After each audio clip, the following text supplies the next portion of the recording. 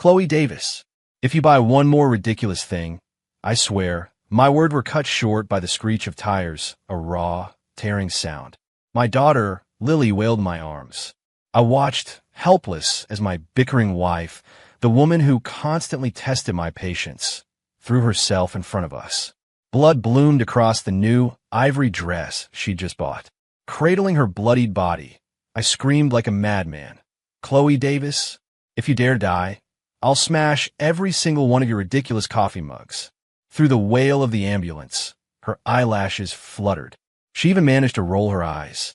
First, pay for Lily's ice cream. Chloe Davis, get back here. I gripped the third, useless invention I'd unwrapped that week. A travel mug that supposedly stirred tea automatically without spilling. A vein throbbed in my temple. I spun around to see the culprit tiptoeing toward the patio, her back like a cat sneaking off with a stolen treat, her messy bun askew. I'm not running, Chloe said, turning around. Her hands were behind her back, her eyes wide and innocent. Ethan, keep your voice down, you'll scare Lily. I'll scare her. I scoffed, practically laughing from frustration. I slammed the stupid travel mug onto the coffee table. Look at this living room. From the front door to the couch, it's nothing but your packages. We just talked about not buying random stuff last week. And here we are again. This mug was $40. Tell me what's different about it compared to the $5 one I bought. On the couch, Lily, with her pigtails, didn't even look up. She was busy scribbling with crayons on a piece of paper, her small voice chiming in. Daddy, Mommy said this mug dances. It's more fun than your Legos. You little traitor. I reached out and ruffled her hair. Lily shrieked playfully and launched herself at me, her tiny legs kicking at the couch as she wrestled me. Daddy's mean. Everything Mommy buys is good. Chloe used the distraction to slip to the door, changing her shoes. I like it, and I'm spending my own money. You can't tell me what to do. Your own money?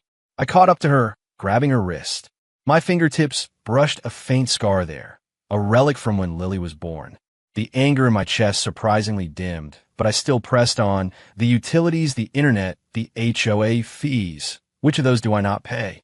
Is your meager paycheck enough for Lily's snacks? Or is it enough for the mortgage? Ethan Miller, can you please not be so crude? Chloe yanked her hand away, glaring at me.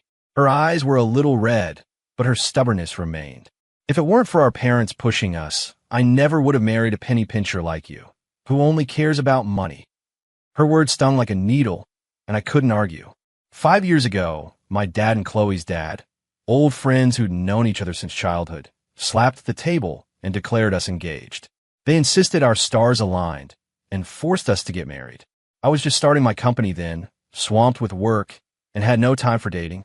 Chloe was even more dramatic. She packed a suitcase and tried to run away, but was eventually locked in her house by her mom, crying as she signed the marriage certificate with me. On our wedding night, we slept in separate rooms in our new home. She took the bedroom, I took the couch. The next morning at breakfast, she declared, "Let's just stay out of each other's business," and marched off to work. Who would have thought that this staying out of each other's business wouldn't last 6 months, leading to Lily after one accidental drunken night? Our little girl perfectly inherited her mother's stubborn streak and was naturally at odds with me. Every day, she was either helping Chloe argue with me or finding ways to annoy me herself. Our house never had a peaceful day. What? Bringing up the past again. I raised an eyebrow, deliberately teasing her. Chloe, if you regret it, it's not too late for a divorce. Then let's divorce. She jutted out her chin, her hand already on the doorknob. Then she spun around, pointing a finger at my nose. Fine, divorce. But Lily stays with me. The house stays with me. And I get half of your company. You wish. I laughed, utterly exasperated. Lily is a Miller. The house was my property before we got married. And my company has absolutely nothing to do with you. Daddy, Mommy, don't fight. Lily ran over, hugging Chloe's leg, looking up at us with tearful eyes. I don't want Daddy and Mommy to get divorced. Seeing Lily cry, Chloe's anger vanished. She knelt down to comfort her. Don't cry, sweet pea. Mommy and Daddy are just playing. I watched them, my heart melting into a puddle. Honestly, how could I ever want a divorce? The resentment from being forced to marry had long since been worn away by 5 years of bickering. Every time Chloe talked back to me, I might be harsh with my words, but deep down, I felt a sense of peace. This felt like home. Bang, bang, bang. A fierce knocking at the door interrupted the chaos. Chloe's eyes lit up. She immediately got up to open it. It must be Sarah. The door swung open, and Sarah Jensen burst in, carrying a shopping bag. Seeing us on the verge of another argument, she excitedly rubbed her hands together. Oh, fighting again? What's it about this time? What else? Your best friend bought more useless stuff. I grumbled. Ethan Miller, that's not fair. Sarah immediately stood by Chloe, hands on her hips. What's wrong with a woman buying a few things? Isn't that what you earn money for? For your wife? Besides, Chloe only buys practical things, unlike you, always buying those Legos, making the house look like a storage unit. Those are my hobbies, I retorted. My shopping is my hobby too. Chloe immediately shot back, giving me a triumphant look. Sarah clapped her hands. All right, stop bickering. There's a sale at the mall today, so I specifically came to drag Chloe out shopping. Lily, you come too. We'll ditch him. Yay. Lily instantly brightened, her tears gone. She grabbed Chloe's hand and started pulling her towards the door. Mommy, I want a strawberry ice cream. Absolutely not. I immediately cut in. You just had one yesterday. You'll get a stomachache. Daddy's mean. Lily pouted, turning to Chloe to whine. Mommy, I really want it. Listen to Daddy, Lily bug. Chloe stroked her head, then glared at me. But Ethan Miller, you're coming too, to carry our bags. No, I can't. I have work to do. I try to make my escape. You wouldn't dare. Chloe put her hands on her hips. If you don't come with us today, you're sleeping on the couch tonight. Sarah fanned the flames. That's right, Mr. Miller, what's wrong with going shopping with your wife and daughter? Don't act like you're too busy for everything, where Chloe might just find someone who isn't. Sarah Jensen, can you please say something nice for once? Chloe's face flushed red, and she slapped Sarah's arm. Looking at Chloe's flushed cheeks, my reluctance instantly evaporated. I grabbed my jacket. Fine, let's go. Who's afraid? But first, no useless stuff, and no ice cream for Lily. Yeah, you big nag. Chloe rolled her eyes, already pulling Lily out the door. Sarah and I followed. Sarah leaned in, lowering her voice. Ethan, honestly, you and Chloe are great together. All the fighting and bickering, it's much better than those couples who are cordial but cold. I didn't say anything, just watched Chloe's retreating back, a smile playing on my lips. Yeah, it was pretty great. On the way, Lily chattered endlessly about school from her car's seat, and Chloe listened patiently, humming in response now and then. Sunlight streamed through the window, softening the sharp edge she usually had when arguing. I suddenly remembered when we first got married, how distant she was, and the air in the house always felt frozen. One time, I had a fever and couldn't get out of bed. She came home from work, saw me, didn't say anything, but then cooked me some chicken noodle soup and found some fever reducers. In that moment, I thought maybe spending my life with this woman wouldn't be such a bad thing after all. What are you thinking about, looking all goofy? Chloe turned to me. Nothing. I pulled myself from my thoughts, deliberately teasing her. Just thinking about how I would deal with you if you buy more useless stuff today. Ethan Miller. She glared at me, and Lily immediately piped up. Mommy doesn't buy useless stuff. Daddy's a meanie. All right, I'm a meanie.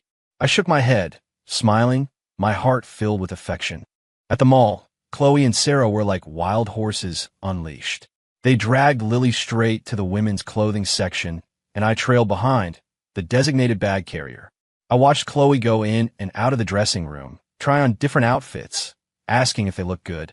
I'd say they're all right, but in my heart, I thought she looked beautiful in everything.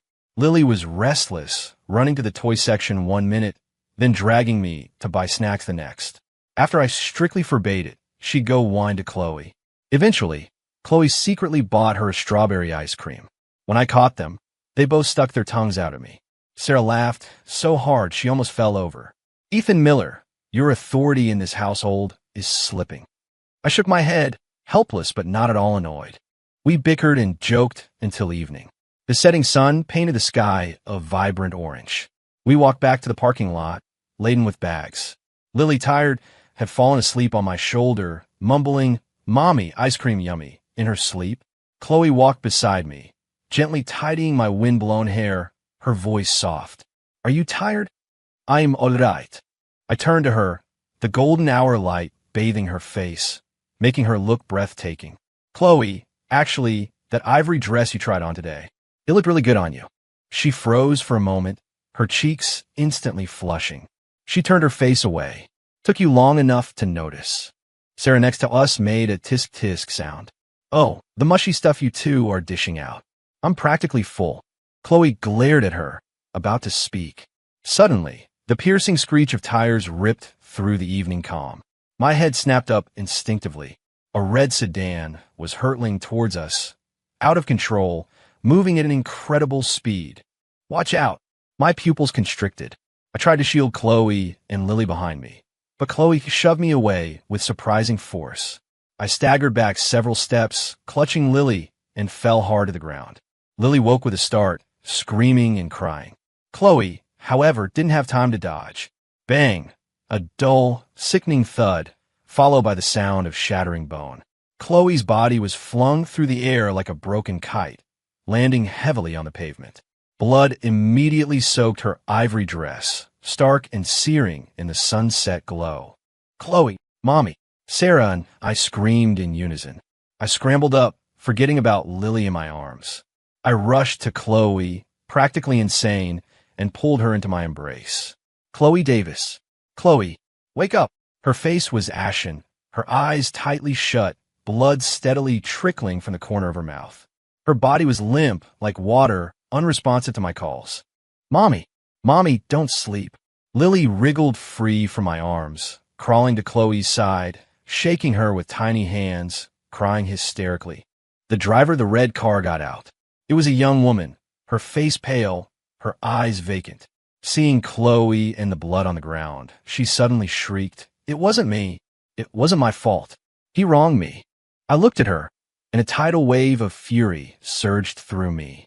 I gently laid Chloe down, then lunged at the woman, grabbing her by her collar and slapping her repeatedly. Are you blind? You damn idiot. Didn't you see the road? Ethan Miller. Stop it. Call 911. Sarah rushed over to pull me back, her voice choked with tears. She was already on the phone, dialing emergency services. The ambulance is coming. Calm down. I shook off Sarah's hand, looking at Chloe, unconscious on the ground, and at my daughter, sobbing heartbreakingly. My heart felt like it was being squeezed by an invisible hand, a pain so intense I couldn't breathe.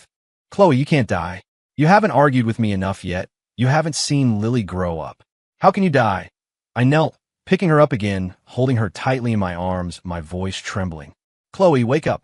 I won't argue with you anymore. You can buy whatever you want. I'll never scold you again. Just wake up, please. She remained unresponsive, resting quietly in my arms, her face as white as a sheet. In the distance, the ambulance siren grew louder. But to me, the sound seemed to come from another world, distant and blurred. The woman in my arms was my wife, with whom I had argued for 5 years, bickered for 5 years. She was the one I had cherished in my heart for 5 years. If I could, I would give everything I had to make her wake up. Chloe, you have to wake up. The ambulance siren was a dull knife, endlessly cutting into my ears, its shrillness numbing my heart. I clutched Chloe tightly, her head resting in the crook of my arm. Blood flowed down my fingertips, soaking my shirt. The sticky warmth made my chest feel like it was tearing apart with every breath. Faster, driver. Please.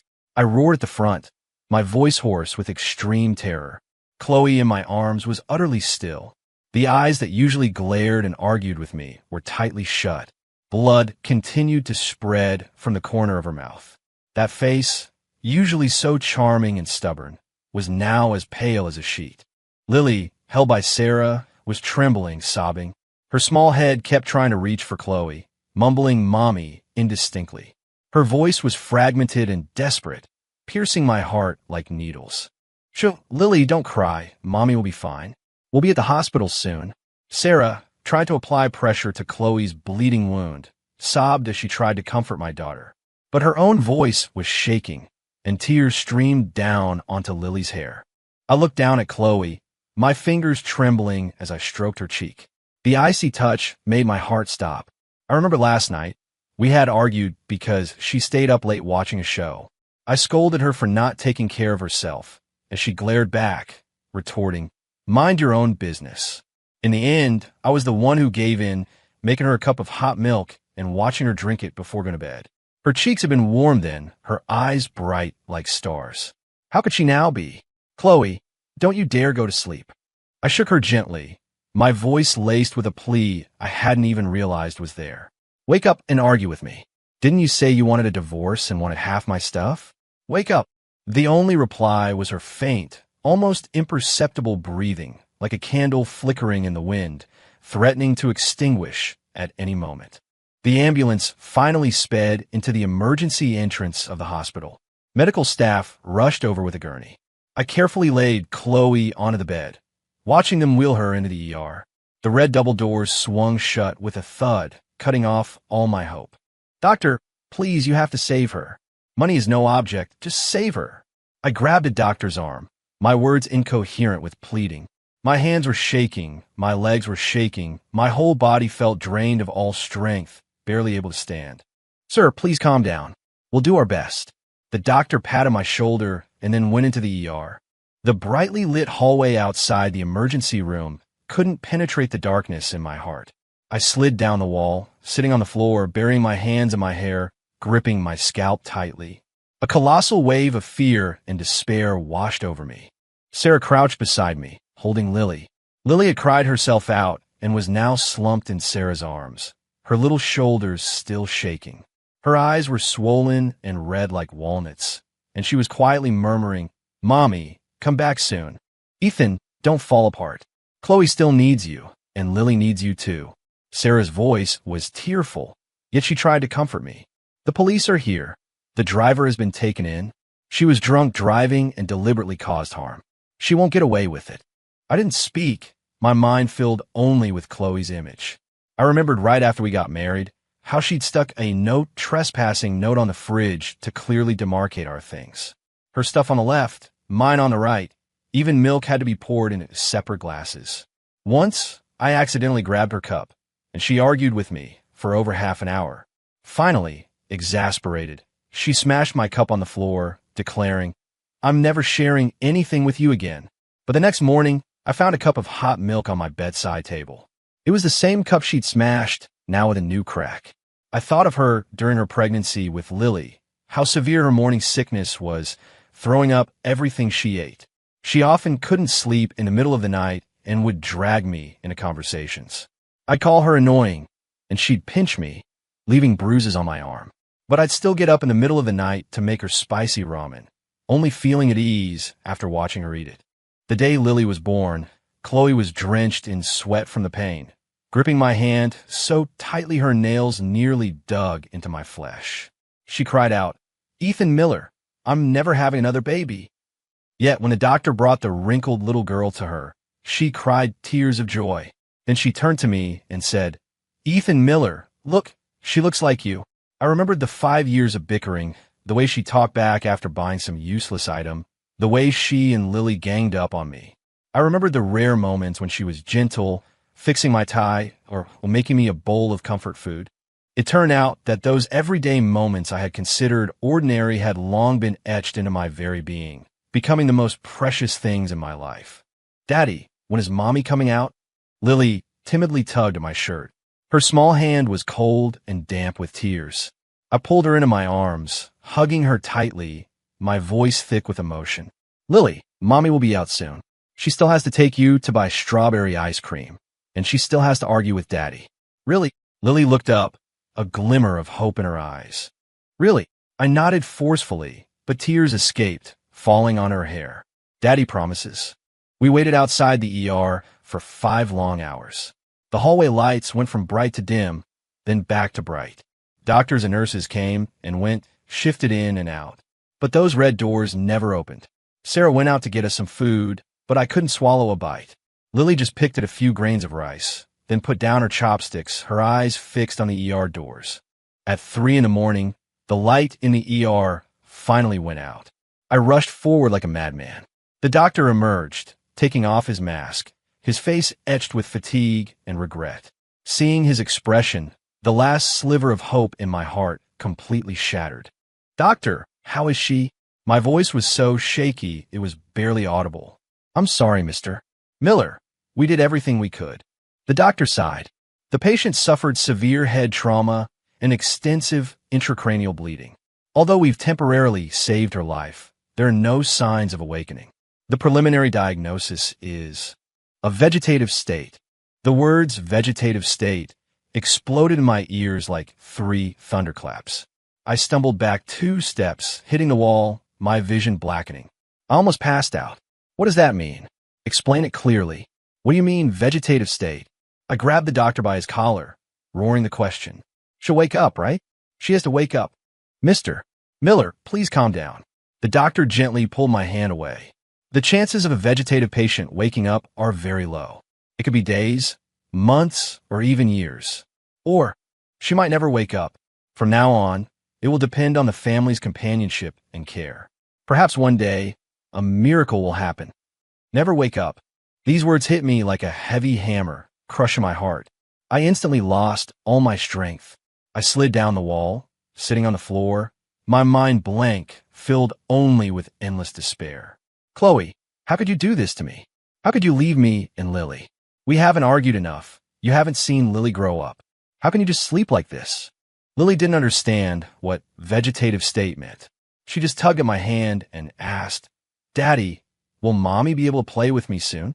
I pulled her into my arms, tears streaming down my face. Holding her tightly, my voice choked. Yes, Mommy will wake up soon, to play with Lily, to eat strawberry ice cream with Lily. Sarah, standing nearby, also began to cry. She walked over and patted my shoulder. Ethan, don't give up. Chloe still needs your care, and Lily needs you too.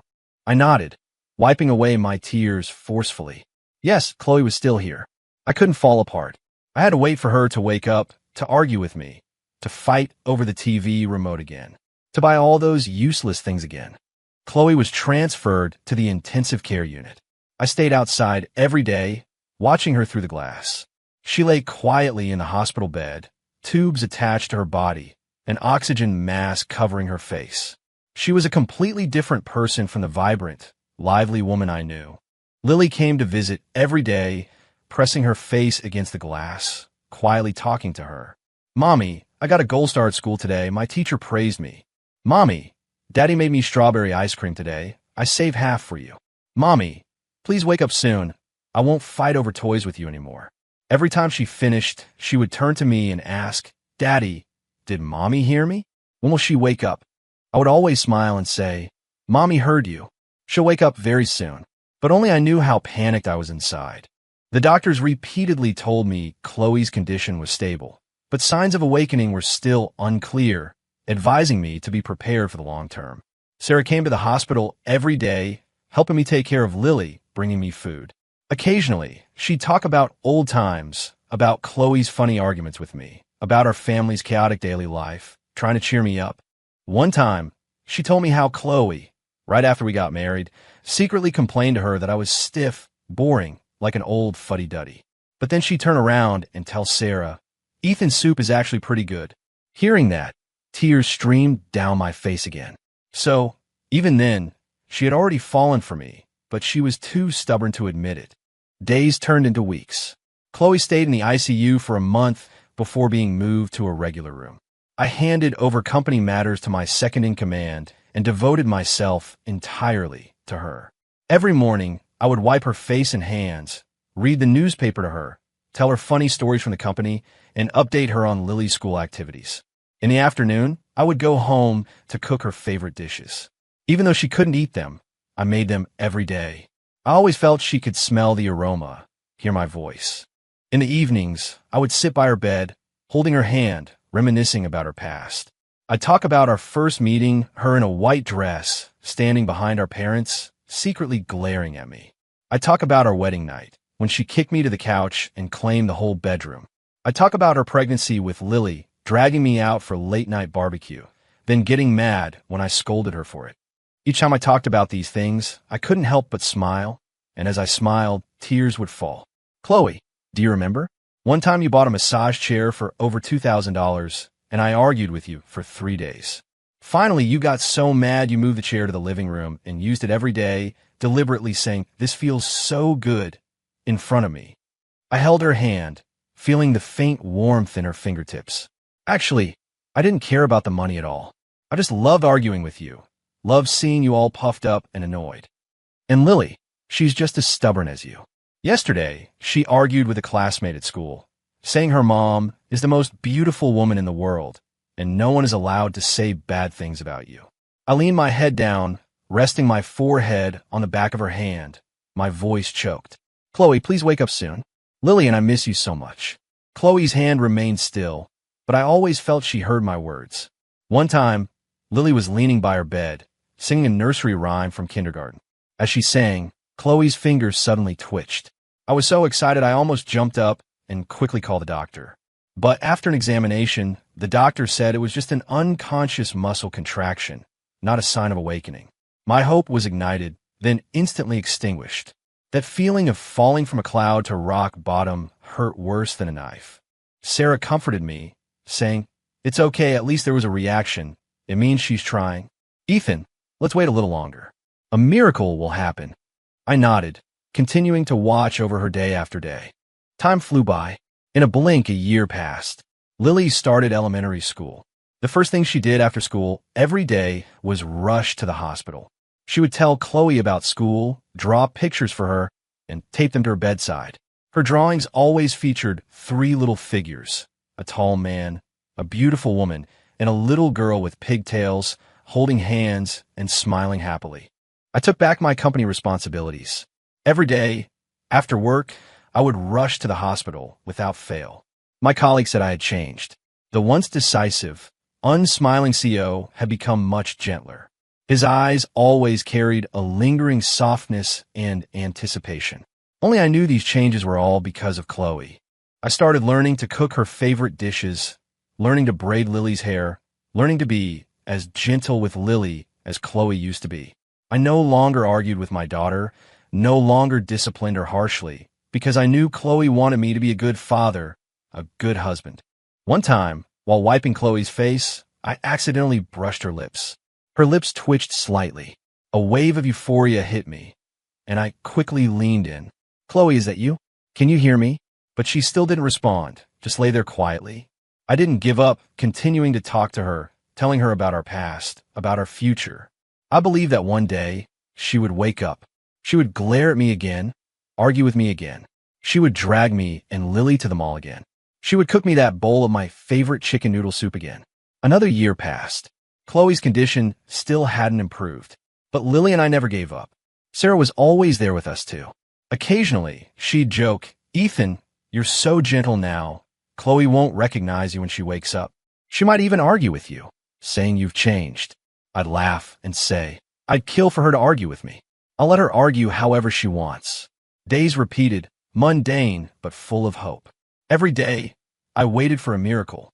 I waited for Chloe to open her eyes and say her first words to me. Suddenly, the third winter arrived. Snowflakes drifted outside, falling one by one onto the window, forming a thin layer of ice. The hospital room was warm. I held Chloe's hand, telling her about the first time we saw snow together. "Chloe, do you remember? 3 winters ago, we went to the ski resort, and you fell so many times you almost cried. In the end, I had to hold you and teach you to ski." I gently stroked the back of her hand. Her hand felt a little warmer than before. "You said then that you'd never go out with me again. But the next winter, you dragged me back and still ended up with bumps and bruises." I laughed, and then tears fell again, cold on the back of her hand. "Chloe, it's been 3 years. You've been asleep for 3 years." My voice was choked with endless sorrow and longing. "Lily and I miss you so much. Lily's in 3rd grade now. She gets straight A's in every test, and she says she wants to show you her report cards when you wake up. I miss you too. I think about you every day. I think about you arguing with me, about the soup you used to make for me. I think about you dragging me to watch shows with you at night, about you fighting for the remote. Chloe, please wake up, all right? I won't argue with you anymore. You can buy whatever you want. I'll listen to you. Just wake up." I leaned over the bed, clutching her hand tightly, my shoulders shaking violently. 3 years of suppressed emotions erupted at that moment. Tears streamed down my face, unstoppable. Lily, sitting on a nearby chair, also started crying, her little body trembling. "Mommy, please wake up." "Daddy, and I miss you so much." Just then, I felt the hand I was holding twitch. At first, I thought it was my imagination, but then the hand twitched again, even curling slightly, gripping my fingers. I snapped my head up, my eyes fixed on Chloe's face. My heart pounded, almost leaping out of my throat. Her eyelids, they seemed to move. I held my breath, afraid to blink, staring intensely at her eyes. My voice trembled uncontrollably. "Chloe? Chloe, is that you? Are you awake?" Lily also sensed something was happening and quickly leaned in, her eyes wide. "Mommy? Mommy?" Chloe's eyelids twitched a few more times. Then, under Lily's and my hopeful gaze, she slowly opened her eyes. Those eyes, which had always been so charming and stubborn, always glaring and talking back to me, now opened slowly, filled with a hint of confusion and weakness. Her gaze swept slowly across the room, finally resting on my face. Her lips moved slightly, emitting a faint sound. I immediately leaned in, pressing my ear to her mouth, my heart pounding. I waited for her first words. Her voice was very soft, very hoarse. It was like a beam of light, instantly illuminating my entire dark world. "Ethan Miller." She looked at me, her eyes slowly filling with tears, with a hint of grievance and playful accusation. You're crying again." That faint, accusatory murmur was like a thunderclap, tearing through 3 long years of darkness. I froze in place, my fingers still gently clasped in hers. The warm touch spread from my fingertips to my heart, burning my eyes red again. "Mommy, you're awake. You're really awake." Lily threw herself onto the bed, burying her small head by Chloe's hand, crying even harder than before, but with the wild joy of a near escape. "Mommy, I miss you so much." I quickly wiped away my tears, my voice thick as I retorted, "Who's crying? You saw wrong. The window was drafty. Something got in my eye." Chloe smiled weakly, her eyes curving into crescent moons. Just like before, with a hint of playful triumph. "Always so stubborn," she said, trying to lift her hand to touch my face. But her arm only came halfway up before losing strength and falling back down. "Don't move. You just woke up, just lie still." I quickly pressed her hand down, my voice unconsciously softening. "I'll go get the doctor." I turned to run, but Chloe gently tugged at my shirt. "Don't go. Let me look at you a little longer." I stopped, turning back to face her. 3 years of sleep had made her thin, her cheeks hollow, her complexion still pale. But those eyes were still bright, as if holding stars. She gazed at me without blinking, filled with the familiar tenderness and dependence I knew so well. My heart felt as if something had filled it, warm and soft. All the grievances and longing found their home in this moment. I sat back down by the bed, holding her hand tightly, my voice thick. "I'm right here, always have been." Lily leaned by the bed, holding Chloe's other hand, chattering nonstop. "Mommy, you don't know how clumsy Daddy has been these 3 years. He always braids my hair crookedly, and his cooking isn't as good as yours, and—" "Lily Miller," I quickly interrupted her, glaring. "Don't talk badly about me in front of your mom." "But it's true." Lily pouted, turning to Chloe to complain. "Mommy, Daddy still cries in secret. At night, he sits by your bed and cries like a baby." "You little traitor." I reached out to ruffle her hair, but Chloe stopped me. "Don't tease her." Chloe looked at me, her eyes full of mirth. "I know everything." I froze. "You know, MHM. She nodded gently, her voice still very soft. I felt like I was always dreaming. In my dreams, I could always hear you and Lily talking, hearing you talk about our past. I wanted to wake up, but I just couldn't open my eyes." She paused, looking into my eyes, her own slowly reddening. "Ethan Miller, I'm sorry for making you wait so long." "Don't be silly." I quickly shook my head, gripping her hand tighter. "As long as you wake up, never mind 3 years, 30 years, 300 years. I'd wait." Lily clapped her hands nearby. "Mommy, Daddy's so good to you." Chloe smiled, reaching out to stroke Lily's head. Her eyes were so tender they could melt. "Sweet pea, Mommy missed you too." Just then, the hospital room door opened. Sarah Jensen walked in, carrying a thermos. Seeing Chloe awake, the thermos clattered to the floor, soup spilling everywhere. "Chloe, you're awake." Sarah's eyes widened, unable to believe her sight. After a long moment, she finally reacted, rushing to the bedside, crying excitedly. "Oh my God, you're finally awake.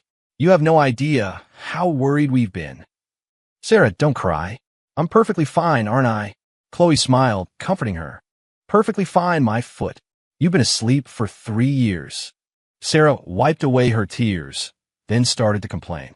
"You don't know how miserable Ethan has been these 3 years, watching over you every day. He almost let his company go, and he even has a few gray hairs now. And Lily, she talked about you constantly, couldn't even focus on school. Sarah Jensen, can you please say something nice for once?" I grumbled, but my heart felt warm. "I'm just telling the truth." Sarah glared at me, then turned back to Chloe. "Chloe, you finally woke up? Now, there's no one else to complain about Ethan with. I was practically dying from holding it all in." Chloe smiled. "We'll have plenty of opportunities now." Watching the two of them banter, a long-lost sense of everyday life swelled in my heart. These 3 years of cold, quiet days were finally coming to an end. The doctor arrived quickly and gave Chloe a thorough checkup. A relieved smile spread across his face. "Mrs. Miller is recovering very well. Although she's still very weak, her consciousness is fully clear. Now, she just needs good rest and slow rehabilitation, and she'll be able to return to normal life." "That's amazing. Thank you, doctor." I was so excited I almost cried again. In the days that followed, Chloe began her long road to rehabilitation. At first, she couldn't even sit up steadily, and walking required assistance. But she never complained about being tired. She persevered with her exercises every day. I was with her every day, cooking her favorite dishes, helping her practice walking, and telling her funny stories from the past 3 years. Lily came to the hospital after school, accompanying her during rehab, singing to her, drawing pictures for her. Sarah also reported daily, under the guise of caring for her best friend. But in reality, she was there to join the fun and complain about me with Chloe. "Ethan Miller, this soup you made for Chloe is way too bland, isn't it?" Chloe used to hate bland food. Sarah tasted the broth I'd made for Chloe, wrinkling her nose. "I'm following the doctor's orders. A light diet." I retorted. "The doctor isn't always right." Chloe, leaning against the headboard, smiled and chimed in. "Ethan, I want to eat your pot roast." "No way. You just woke up. You can't eat something so greasy." I immediately refused. "Ethan Miller." Chloe glared at me, exactly like she used to. "I've been asleep for 3 years. What's wrong with eating a piece of pot roast?" "Exactly. Ethan Miller, you're so cheap." Sarah immediately sided with Chloe. Lily also chimed in. "Daddy, if mommy wants it, just make it for her." Looking at the three of them, a united front, I sighed helplessly. All right, I'll make it for you. Guess I owe you all from a past life." Watching Chloe's triumphant smile, my heart felt as sweet as honey. This chaotic, bickering life, I'd waited 3 years for it, and it was finally back. One time, I was helping Chloe walk in a hospital garden. She suddenly stopped, looked at me, and asked, "Ethan Miller, back then, when our parents forced us to marry, were you really unwilling?" I paused and smiled. At first, I was a little unwilling. I felt like my life was being arranged. But then, I turned to her, saying earnestly, "Later, with all our bickering, I found myself really happy. Chloe, meeting you is the luckiest thing that ever happened to me." Chloe's cheeks instantly flushed. She turned her face away, whispering, "Took you long enough to figure that out." I looked at her flushed cheeks and couldn't help but smile. This woman, who always said one thing and meant another, was still the same. I remember when we first got married, we always argued over trivial things. One time, she argued with me all night because I put her skincare products in the wrong place. Finally, I couldn't take it anymore and said, "Chloe, are you deliberately trying to pick a fight with me?" She glared at me then and said, "Yes. I just can't stand the sight of you." But the next morning, when I woke up, I found a cup of hot milk on my bedside table and a note that read, "Mess with my stuff again, and you'll really see." Looking back now, even then, we had already, unknowingly, put each other in our hearts. After 6 months of rehabilitation, Chloe could finally walk and live a normal life. We completed the discharge procedures and brought Lily home. The moment we pushed open the front door, Chloe's eyes welled up. Everything in the house was unchanged, still her familiar home. Only, the living room wall was covered with Lily's drawing from the past 3 years, all depicting our family of three. Mommy, this is us going to the park. This is Daddy. This is me. And this is you. Lily pulled Chloe's hand, pointing at the drawings on the wall, excitedly explaining them. Chloe smiled and nodded, but tears streamed down her face. I hugged her from behind, softly saying, "Welcome home." "I'm home." She turned, leaning into my embrace, her voice choked. In the days that followed, we returned to our old, bickering life. After Chloe recovered, the first thing she did was drag Sarah shopping. She came back with a huge pile of things, piling them up all over the living room. "Chloe Davis, you bought more stuff," I said, rubbing my temples at the sight of all the delivery boxes in the living room. "I wanted to. I haven't been shopping in 3 years. What's wrong with buying a few things?" She glared at me, righteous. "Exactly. Ethan Miller, you're too controlling." Sarah fanned the flames nearby. Lily also chimed in. "Everything Mommy buys is pretty." I looked at the three of them, shaking my head helplessly, but still resignedly helped her unpack the deliveries. One time, Chloe bought a massage chair exactly like the one from 3 years ago for over $2,000. "Chloe Davis, why did you buy this again? The last one you bought just sat and used," I said, annoyed. "This time it's different. This one has more features." She said triumphantly, "I want to buy it, and you can't stop me." "If I don't stop you, who will?" I raised an eyebrow. "I earn all the money in this house. If you spend my money, of course I have a right to say something." "Ethan Miller, are you looking for a fight?" She put her hands on her hips, glaring at me. "Bring it on. Who's afraid?" I wouldn't back down. We started arguing again, just like before, over some small thing. Lily cheered us on, and Sarah laughed so hard she almost fell over. In the end, I couldn't win against her, so I just gave in. All right, you buy it. Whatever makes you happy." Chloe smiled triumphantly, like a victorious little fox. Smart move. That evening, I was lying on the couch watching TV when Chloe came over and sat beside me, gently leaning on my shoulder. "Ethan Miller, actually, I know you don't really care about the money," she whispered. "Then what do I care about?" I deliberately teased her. "You care about me." She looked up at me, her eyes sparkling. "You're afraid I'll get tired, afraid I won't be comfortable." I paused and smiled and nodded. "You're smart." I reached out and hugged her, letting her lean into my embrace, my heart filled with affection. Yes, I cared about her. I cared about the suffering she endured these 3 years, about everything she sacrificed for this family. Days continued, filled with bickering, yet overflowing with the warmth of everyday life. Lily became more and more mischievous, always ganging up with Chloe to tease me, and the house was filled with laughter every day. Sarah still visited often, complaining about me with Chloe and freeloading food and drinks. One time, both our parents came to visit. Seeing our family's chaotic, bickering scene, they all smiled with satisfaction. My dad patted my shoulder and said, "Ethan, your uncle and I weren't wrong to force you two to marry, were we?" I looked at Lily, who was currently fighting Chloe for the TV remote, and at Chloe glaring at me, and smiled, nodding. "No, you weren't wrong. You did the right thing." Chloe heard me, turned, and glared. "Took you long enough to show some sense."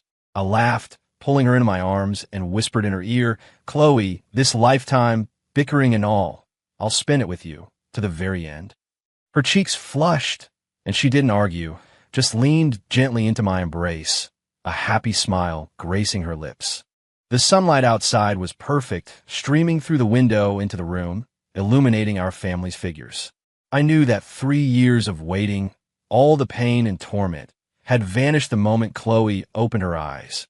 For the rest of my life, with her, with our daughter, with our bickering everyday life, and with endless things to talk about, this was the happiest life I could imagine. Chloe, thank you for waking up, for coming back to me. This lifetime, I'll never let you leave me again.